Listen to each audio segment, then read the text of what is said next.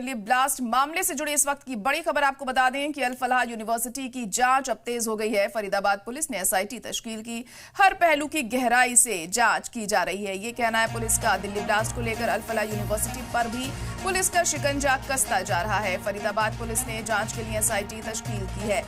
ये committee university में हर सरगर्मी की गहराई से जांच करेगी। पुलिस का कहना है कि हर पहलू की गहराई से जांच की जाएगी। तो इस वक्त की बड़ी और अहम खबर आपको बताते हैं कि अल फलाह यूनिवर्सिटी में जो जांच है वो लगातार जारी है और अब एसआईटी इसके लिए तश्कील की गई है, जो हर पहलू से जांच करेगी इस यूनिवर्सिटी में और इसे पूरे मामले की तह तक जाने में मददगार साबित होगी। तो ऐसे में अब देखना होगा क्या कुछ और खुलासे होते हैं, क्या कुछ इंकिशाफ किए जाते हैं आने वाले दिनों में।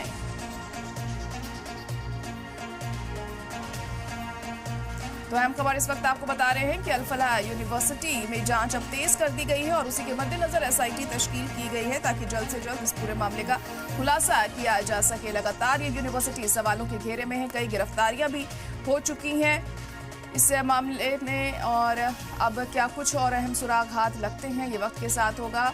अल फलाह यूनिवर्सिटी को लेकर लगातार सवाल उठाए जा रहे हैं, छापेमारी भी की जा रही है।